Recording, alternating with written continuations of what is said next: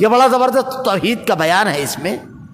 اس کے بعد اللہ کے نبی صلی اللہ علیہ وسلم سے جب اس نے پوچھا بتا تجھ کو کون، بتاؤ تم کو کون بتائے گا، اللہ کے رسول صلی اللہ علیہ وسلم نے بڑے اطمینان سے جواب دیا اللہ۔ مومن کو ہر حال میں اللہ پر توکل کرنا چاہیے۔ اللہ پر جب توکل کریں گے تو ساری قوتوں کو ختم اور ساری قوتوں کو مغلوب کر دیتا ہے وہ۔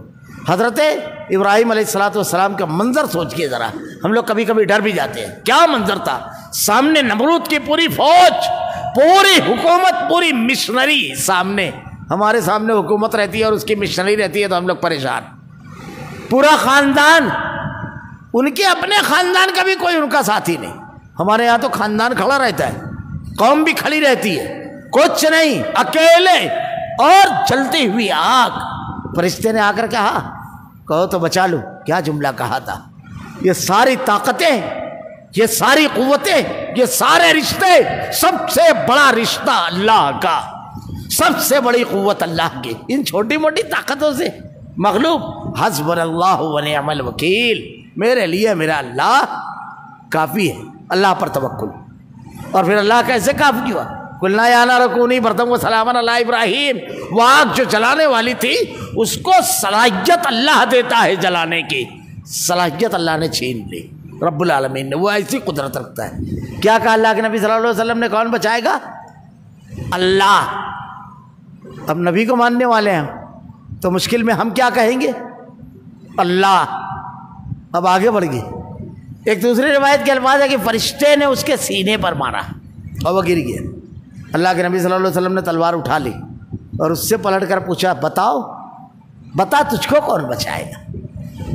وہ اللہ کے نبی کی طرف انگلی اٹھا کر کہتا ہے کہ آپ ذرا سا غور کیجئے، جو زندہ رسول کی طرف اشارہ کر رہا ہے اسے ہم کیا کہہ رہے ہیں، مشرک۔ وہ مشرک تھا جو زندہ رسول کی طرف اشارہ کر رہا تھا۔ کون تھا، کوئی اس کو مومن کہتا ہے، کوئی مردے کی طرف اشارہ کرے کہ فلاں بچانے والا ہے وہ مومن ہو سکتا ہے، جو زندہ رسول کی طرف اشارہ کرے وہ مشرک، اور جو مردوں کی طرف اشارہ کرے عقیدہ، عقیدہ سیدھا کیجئے، نبی کو ماننے والا اللہ اور نبی کے سامنے والا بندوں کی طرف اشارہ کرتا ہے، یاد رکھیے۔ اگر آپ نبی کو ماننے والے ہیں تو نبی کی زبان بولیں گے۔ اسی لیے احد کے میدان میں اللہ کے نبی صلی اللہ علیہ وسلم جب ایک گھاٹی میں پڑاؤ ڈالے تو کیا کہا تھا اس نے، ہمارے لیے عزا ہے، تمہارے لیے کچھ نہیں۔ کیا کہا اللہ کے نبی نے، اللہ مولانا ولا مولا لکم، اللہ ہمارا مولا ہے، تم بندوں کو پکارتے ہو۔ صحابہ نے حضرت اللہ کے نبی کو نہیں پکارا، ابو بکر عمر کو نہیں کہا کہ ہمارے درمیان ابو بکر عمر ہے، نہ، کس کی طرف رجوع ہوں گے، یہ عقیدے کی چیزیں ہیں۔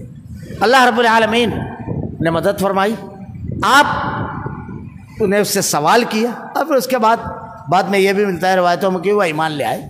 اللہ تعالیٰ نے قرآن کریم کے اندر اللہ پر توکل کرنے، وعلی اللہ فلیتوکل المؤمنین، اللہ پر توکل کرنے پر اللہ حالات کو بدل دیتا ہے، مشکل ترین حالات سے اللہ رب العالمین نکال لیتا ہے۔